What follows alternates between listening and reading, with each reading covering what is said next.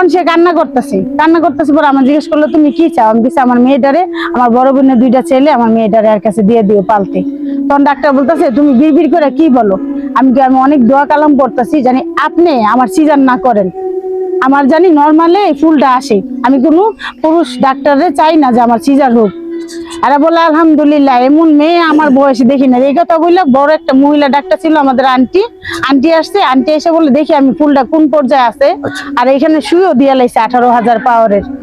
তখন আন্টি দেখে যে ফুলটা হঠাৎ করে পড়ে গেছে, আমি অজ্ঞান হয়ে গেছি। যাক বাসায় গেছি, বাসায় যাওয়ার পর আমার আম্মা না খেয়ে আমার বাসায় 15 দিন থাকলো যে আমার মেয়ের একটু সুস্থ করে তারপর আমি চলে যাবো।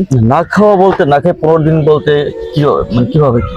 আমার বাবার বাসাতে আমার বোনেরা খাবার নিয়ে আসতো, আর আমার হাজবেন্ড তখন বাজার করছে, মেয়ে হয়েছে বাজার করছে। আমার যা বললো আমার একটু বলো আমার মেয়েটা নিচে মশায় কালা হয়ে আছে, নীল হয়ে যাইতেছে, আম্মা বাচ্চা উড়াইতে দেয় না, আমার বাচ্চা মরে যাবো, তুমি আমারে বলো খাটে উড়াইতে দিতে।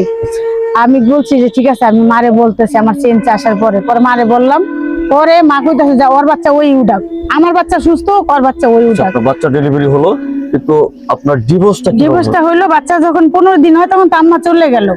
23 দিনের দিন 21 দিনের দিন আমার বাচ্চা কামতাছে। আমার বাচ্চা তো দুধ খাওয়াইতে পারি না, আমার তো পেটে থাকতে দুধ ছিল না। আমার বাচ্চার এই করতে ওই করতে একটু আটা চাই আছে, আমার বাচ্চা গুলে জাল দিয়ে খাওয়াইতো। আমি পাগলের মতো সারাদিন শুয়ে থাকতাম, তখন আমি একটা পাগলি। তখন আমার ছেলে এই বাচ্চারে নিয়ে একটু আটা জাল দিয়ে এই তুলে নিয়ে এরকম করে দুলাইতো আর খাওয়াইতো। তখন 21 দিনের দিন বাসায় আসতো, ওই দুপুরে অনেক কান্না, বাচ্চা অনেক কামতাছে। তো আমার বাচ্চার ঘাড় আছে না, 21 দিনে বাচ্চা কতটুকু হয়, ওই ঘাড়ের এইভাবে ধরে অর্ডার বসায় রাখছে, কানতে কানতে মর কানতে কানতে মর, কানতে কানতে মরে যা, তারপর তোর আম্মা একটা সিগনেচার দিব না। এটা হলো 21 দিনের ঘটনা। তখন আমার বাচ্চা মানে কানতে কানতে তার কণ্ঠ সুর ভেঙে গেছে। তখন আমার বাচ্চারা নিয়ে বলছি যে আমি দিমু সই দিমু, আমার বাচ্চারে দাও, আমার কাছে দাও। আর আমার ছেলে বলতেছে আমার বোনের দাও, ভাই আব্বু আমার বোনের দাও, আমার আম্মা দিব সই দিব। তখন কয় কালকের দিন আর পরশু দিন টাইম আছে, তুই এই বাচ্চা নিয়ে আমার সাইন দিয়ে এই ঘরেতে খালি করবি। তখন চলে গেল রাত্রে আসে না, দরজা খুলে রাখছি, পরের দিন আসে না, তারপরের দিনও আসে না। 23 দিনের দিন সে চলে গেছে, আর সে আসেনি। মানে আপনাদের মধ্যে কি ডিভোর্সটা হয়েছিল?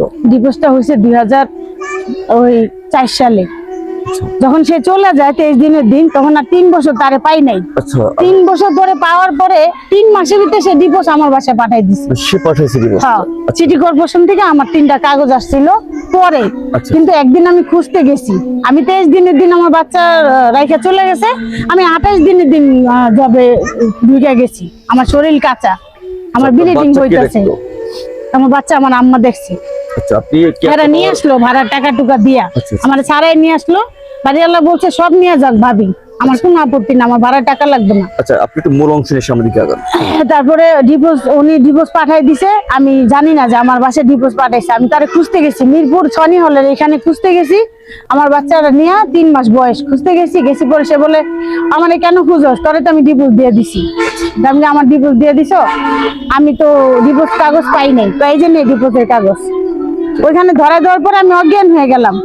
তারপরে কি হয়েছে আমি বলতে পারি না। আমার বাসায় ওই রেন্টিকারে ড্রাইভার অনেকগুলো আইসা ওই বাচ্চা আমার সহ দিয়ে গেল, আর বললো যে খালাম্মা হাজবেন্ড নাকি, আমরা জিজ্ঞেস করলাম যে কি এই মহিলাটা পড়ে গেল, আপনি কিসের কাগজ দিলেন, আপনি চলে যাইতেছেন। আর আমার মেয়েটা এইভাবে ধরে রাখছে গেঞ্জি, মেয়েটারে ছাড়াইয়া আমার এনে বসাই দিয়ে চলে গেছে আমার এই বুকের উপরে ডেলান দিয়া। তো জিজ্ঞেস করলো এটা কি লাগে, আমার ড্রাইভারের বউ আর যে স্বামীর পুলিশে ধরছে ছাড়াই আনার জন্য আমার পা দিকে কাঁদছে। এই যে ডিভোর্সটা নিলেন, আপনি কি ডিভোর্সের বিরুদ্ধে স্টেপ নিছিলেন? হ্যাঁ, আমি স্টেপ নিছিলাম। যখন 3 বছর সে পায় নাই, তখন আমার বাবা মা একটা মামলা করছে। মামলা করার পর আমার বাইরে বলছে এই মামলা করলে মানে আমার সংসার শেষ। যে ভাই বলতেছে যে সংসার এমনও নাই, আর তোমার এই সংসার নিয়ে তুমি আর টেনশন করো না। ওরা যখন মামলা করছে ভাই, তখন আমি আমার স্বামীরে যখন ধরছি, তখন ওর দ্বিতীয় শাশুড়িরে ধরছে, ওর বউরও খোঁজ করছে পায় নাই।